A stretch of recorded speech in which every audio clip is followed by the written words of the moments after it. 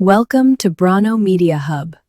And ultimately led to Fox being escorted off the View set. This isn't just another celebrity interview gone wrong. This is a masterclass in how media bias and personal agendas can turn a simple conversation into a battlefield. Make sure you subscribe and drop a comment below, because this story will leave you questioning everything you thought you knew about daytime television. The green room at the View studio buzzed with the usual pre-show energy. Michael J. Fox sat quietly in his chair, reviewing his talking points for what was supposed to be a straightforward promotional interview for his latest Parkinson's Research Foundation initiative.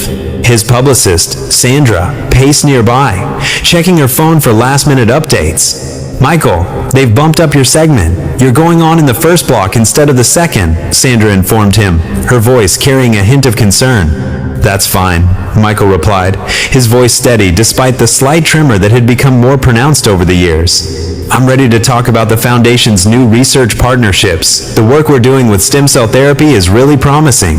What Michael didn't know was that in the main studio, Joy Behar was having a very different conversation with her producers. She had just finished reading through her notes, and her expression was far from pleased. "I don't understand why we're giving this guy a platform," Joy muttered to her producer, Rachel, who stood beside her desk. "He's been pushing this research agenda for years, and frankly, I think people are getting tired of the sob stories." Rachel shifted uncomfortably. "Joy, the audience loves Michael J. Fox. His foundation has raised millions for Parkinson's research, and he's incredibly respected." "Respected by who?" Joy shot back, her voice taking on that familiar edge that regular viewers knew all too well. "Look, I get that he's sick, but that doesn't mean we have to give him a free pass to promote whatever cause he wants. This is supposed to be a news show, not a charity telethon." The other co-hosts, Whoopi Goldberg, Sarah Haynes, and Alyssa Farah Griffin, were reviewing their own notes when they overheard Joy's comments. Whoopi looked up with a frown. "Joy, what are you talking about? Michael J. Fox is coming on to discuss breakthrough research that could help millions of people. That's exactly the kind of story we should be covering." Joy waved her hand dismissively. "Whoopi, you're too soft. This guy's been dining out on his diagnosis for decades. At some point, we need to ask the hard questions. How much of this foundation money is actually going to research versus administrative costs? Why should taxpayers fund stem cell research when there are other priorities?" Sarah Haynes looked genuinely confused. "Joy, his foundation has one of the highest efficiency ratings of any major charity. Over 85% of donations go directly to research funding." "According to who?" Joy challenged. "According to his own foundation's marketing materials? Come on, Sarah, you're smarter than that." Meanwhile, back in the green room, Michael was doing his final preparation when Sandra's phone rang. It was Rachel, the producer. "Sandra, I need to give you a heads up." Rachel's voice was tense. "Joy seems to be in one of her moods today. She's asking some pointed questions about the Foundation's finances and research methods. I just wanted Michael to be prepared." Sandra's face darkened. "What kind of pointed questions? This was supposed to be about the new stem cell partnerships and the progress they're making." "I know, and that's still the plan. But Joy has been vocal about wanting to ask tougher questions. She feels like Michael gets too easy of a ride in interviews." "Are you kidding me?" Sandra's voice rose slightly. "Michael J. Fox gets an easy ride? The man has been living with Parkinson's for over 30 years and has dedicated his life to finding a cure. What exactly does she think is soft about that?" Michael, overhearing the conversation, gently touched Sandra's arm. "It's okay. I can handle whatever questions she has. I've been dealing with skeptics and critics my entire career. The research speaks for itself." But as the minutes ticked by and they were called to the set, even Michael couldn't have anticipated just how hostile the environment was about to become. As he walked through the backstage area, he could hear Joy's voice echoing from the studio, and her tone was anything but welcoming. "Ladies and gentlemen, our next guest claims to be making groundbreaking progress in Parkinson's research.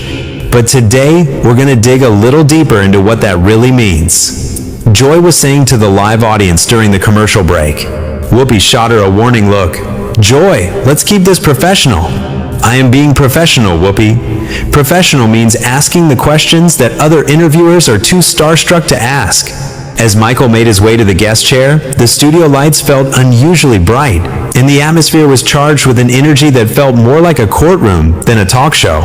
He settled into his chair, adjusted his microphone, and smiled at the panel of co-hosts. Though we couldn't help but notice, Joy's expression was notably cold. "Welcome back to The View," Whoopi announced as they returned from commercial. "We're here with actor and activist Michael J. Fox, who is here to talk about his foundation's latest research initiatives."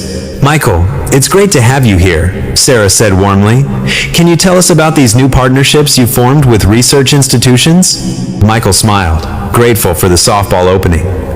"Thank you for having me. We're really excited about our collaboration with Johns Hopkins and Stanford. We've identified some promising pathways for stem cell therapy that could potentially slow or even reverse some of the motor symptoms of Parkinson's." "That sounds amazing," Alyssa chimed in. "How close are we to actual treatments being available to patients?" "Well, we're still in early trials, but the preliminary results are encouraging.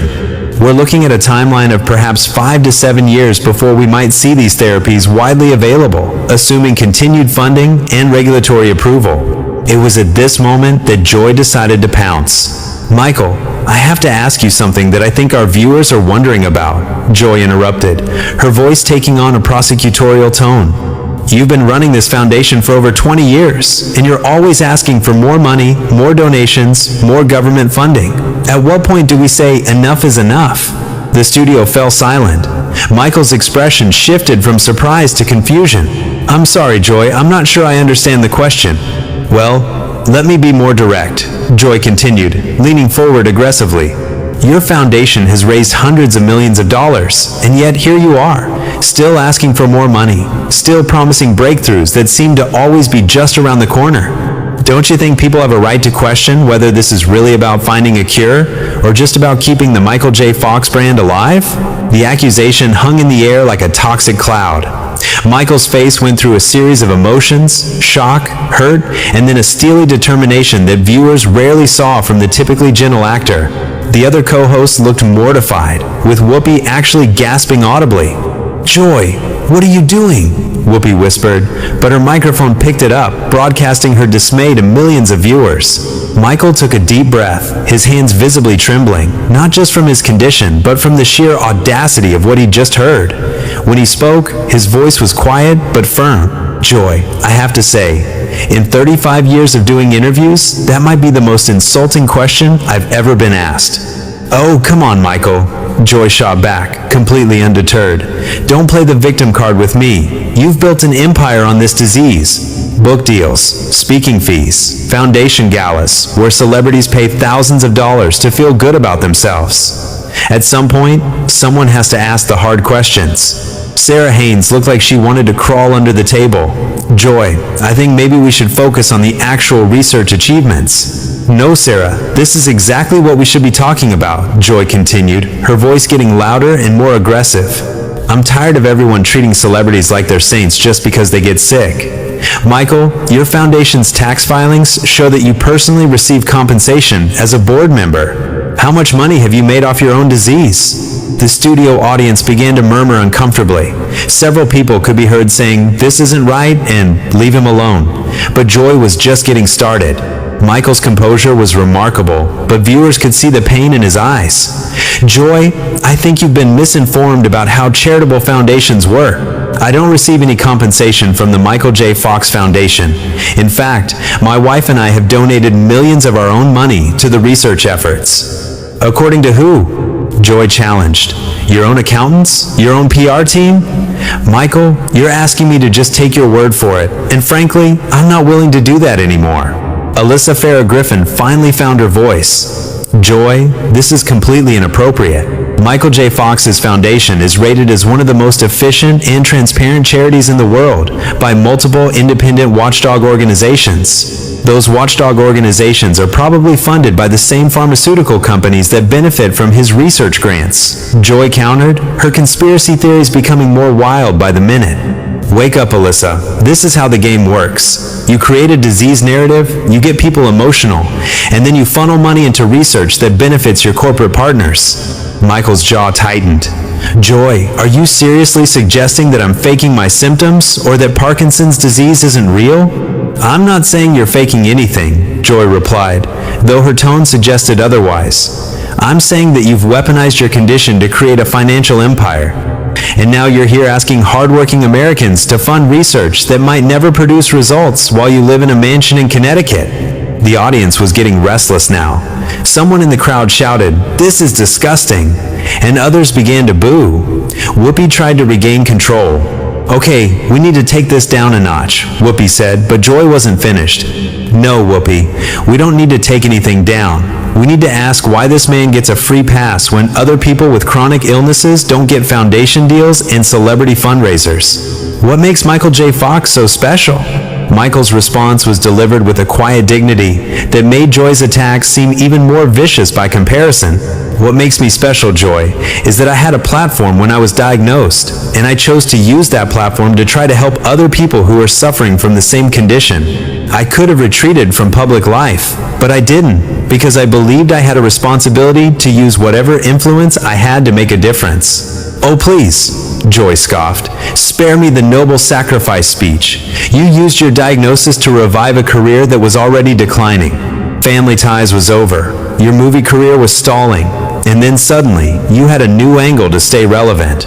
The cruelty of the comment was so stark that even Joy's usual supporters in the audience fell silent. Sarah Haynes looked like she was about to cry. "Joy, that's enough," Sarah said firmly. "You're way out of line here." But Michael held up a hand. "No, Sarah, let her finish. I want to hear what other brilliant insights Joy has about my life and my motivations." Joy, apparently unable to recognize sarcasm when it was directed at her, continued her assault. "Fine, you want me to finish? Here's what I think. I think you've convinced yourself that you're some kind of hero, but really, you're just another celebrity who found a way to monetize tragedy. And the worst part is, you've got everyone else convinced too. You know what the worst part actually is, Joy?" Michael's voice was still controlled, but there was steel in it now. "The worst part is that there are millions of people watching this show right now who have Parkinson's disease or have family members with Parkinson's disease, and you're telling them that the research we're doing to try to help them is somehow fraudulent or self-serving." "If the shoe fits," Joy shrugged, seemingly oblivious to the impact of her words.